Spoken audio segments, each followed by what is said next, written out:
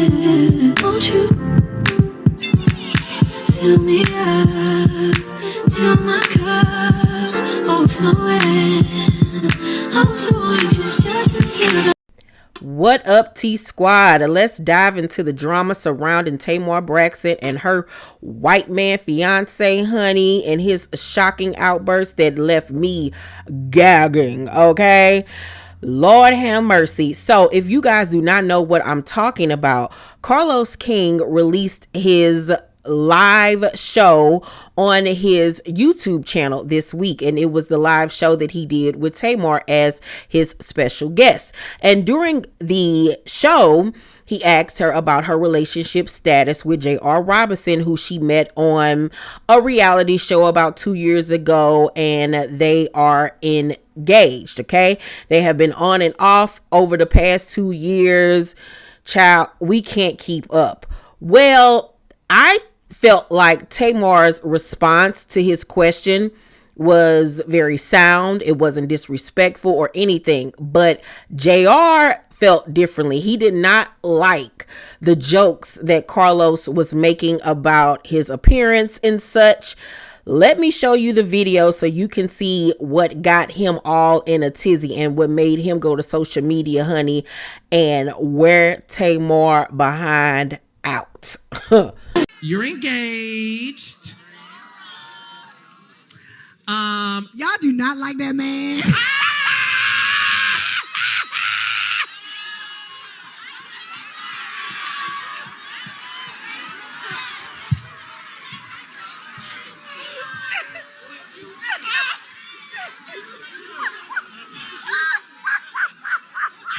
Now listen.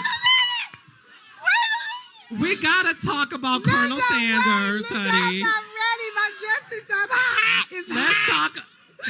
Okay, let's talk about Colonel Sanders, honey. Oh, no, don't call him that. Don't do that. No, you know, but that's our joke. That's a joke. You know, sometimes when I see, first of all, I've spoken to him, okay, because real life, this is my sister in real life. In real life, like we're close. I've spoken to him, and I want y'all to know this. Y'all know me, I don't lie, right? Spoken to him. They don't want to hear that, baby. No, he's really nice. He's a nice guy. He's handsome. When I look at him, I sometimes crave for a 2-piece chicken, you know, thigh and leg with mashed potatoes, coleslaw, and a biscuit. You do not look like that. I'm teasing you, girl. I'm teasing. Now, as you saw, Carlos called that man Colonel Sanders and said when he look at him, he craves a 2-piece and a biscuit. He was making jokes, right? You can tell Tamar didn't really like the jokes, and she checked him and she was like, he don't look like that, and, you know, like, cool it or whatever, you know, but they have that type of relationship where you can play like that. But it is rude, you know what I'm saying, to talk about that man's looks. You know what I'm saying? It's rude, because if it was vice versa and it was JR and a white host making fun of Tamar and saying, you know, she looked like a Muppet, then all HE double hockey sticks would have broke loose. So, you know what I'm saying? So I can understand him feeling some type of way. But when it comes to their relationship, let me show you how Tamar responded to the questions about her relationship with him. Mama ride for you, bitch, but it's looking real slippery. So I want you to be able to have this opportunity to clear that up. Who shot JR? Y'all not Falcons crest. Y'all, oh, that's Dallas. Okay. Oh, Dynasty, my bad. Not Nos Landon. Okay.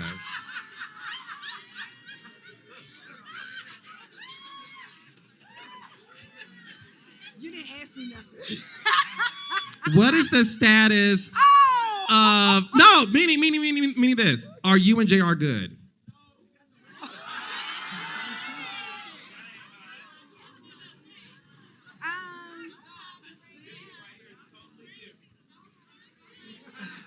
They said you're hiding the ring. No, I'm not. I'm not hiding anything. So the truth of the matter is, JR and I decided that, you know, we would keep our relationship completely private. No matter what the status is, we decided that we would keep it private from everyone. I mean, because here's the thing. I really did take a page out of Ashanti book. No, really. Ashanti works and mind her fucking business. You know, and her and Nelly got back together and we know nothing about it. And, you know, here they are living happily ever after with absolutely no drama and no interference. And, you know, one day I would love to have that life.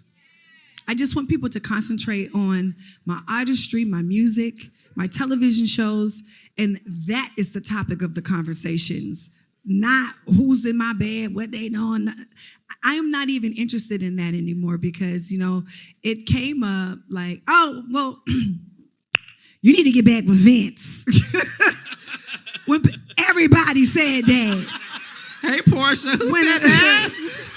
When the truth is, He you is know, a Tamar I'm shit, so baby. Look at far him. removed from that. And I just find it better just for my life to keep my personal life personal. I thought that her response was very mature. It was setting a boundary that she should have been made years ago when it comes to her relationships. I thought that the response was respectful. I thought it was tasteful. Now, we heard the people in the audience, you know, saying Knots landed and Falcon's crest and all of this stuff and who shot JR. Okay, jokes. But like literally, what was she supposed to do? Cuss everybody out in the audience? You know what I'm saying? Like, no. You know, people gonna make those jokes about that man. It's because of his hairline and his hairstyle. That's just a given, okay? So he obviously didn't feel the same way. He didn't like the way things went down. And he took to social media, honey, to air out his grievances, okay? He wrote on his Instagram story, "Truth is, they are not ready for me to tell my side of the story. I keep choosing grace, but I can only be thrown under the bus and not defended for so much longer. I'll be Colonel Sanders and give you some chicken to eat with my story. Keep poking the bear." Now, a lot of people didn't like that chicken part, but I was like, he's responding to Carlos saying that he, you know, every time he look at him, he want a 2-piece and a biscuit. But, you know, black folks took that to, you know, him being racist and what, you want some watermelon and chicken? I didn't take it that way. I understood where he was coming from with that one, but people didn't like that. Let's continue. He then said, "A man can only take so much. I always want to protect even when we aren't together, but stop allowing indirects to throw me under the bus. Your shade creates more uncertainty and your people thrive on stating what you never say. I'm too graceful and that's coming to an end. Thanks, CK." I personally don't understand why he was mad at her. Like, she didn't do anything wrong. She, you know, checked Carlos when needed to be checked.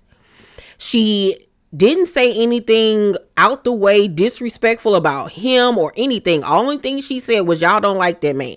That was it. And that wasn't even anything. So I was very confused by him saying, you know, they not ready for me to tell my side of the story, and him being thrown under the bus, and I'll be Colonel Sanders and keep poking the bear and all of this other stuff.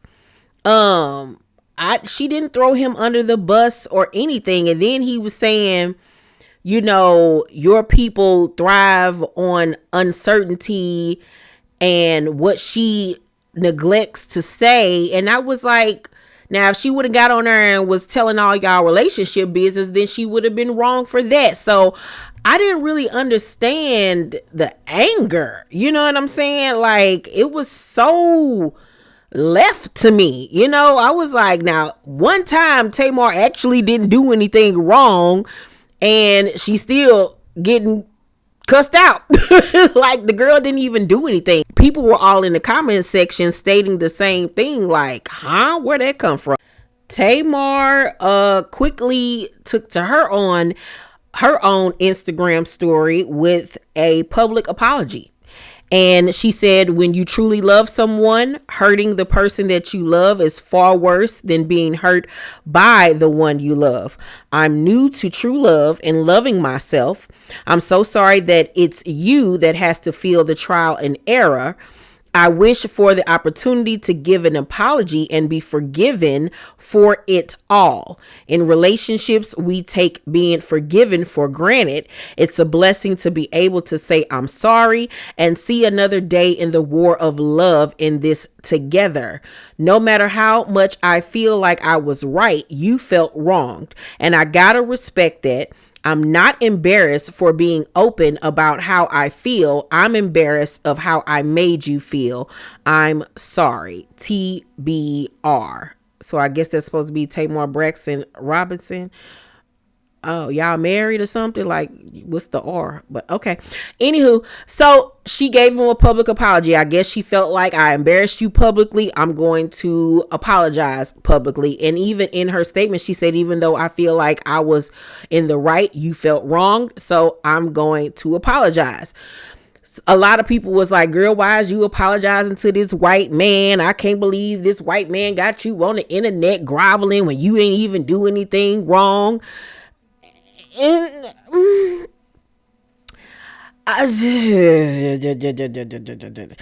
I agree with that, but then the other side of it is, okay, if he was a black man and it was the same scenario and jokes were being made about him physically, it's embarrassing, you know what I'm saying? But at the end of the day, once again, she didn't do anything wrong. Like, if you want to take offense to anything, come at Carlos. He was the one that was being shady. So like, I would have expected more for him to get online and say something to Carlos and not her. Like, it was just weird. Like, I don't like it. I just really don't like the vibe of the whole entire situation. After her apology, JR came back to social media and said, apologies mean nothing when you come from my foundation. You know the truth, but want to kiki. Well, I guess the exclusive has to come out. Tired of protecting people and getting ish on. Their hoe phase was during my in love phase. Ooh, Jesus. Flowers and billboards don't mean ish when you have had your heart broken. Girl, what? So he trying to say that Tamar was out here cheating while they was together? Oh, and he gonna do an exclusive to tell it all about what went down? Girl, not your hoe phase. Did he just called you a hoe? Oh, girl. Well, you know, she's saying that this is the first time she's truly been in love. Well, my girl, this relationship has been toxic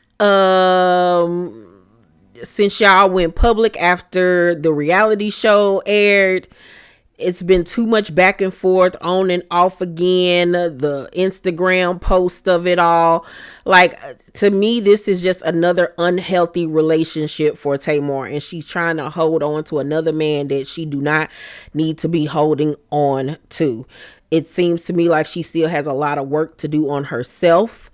And this just ain't it. It's not it, and she need to let it go before she finds herself in another situation like she was with the last man, with them locks or whatever, and she was over there trying to unalive herself and all of that type of stuff. Like, it just ain't worth it. Like, let it go now before it gets even worse.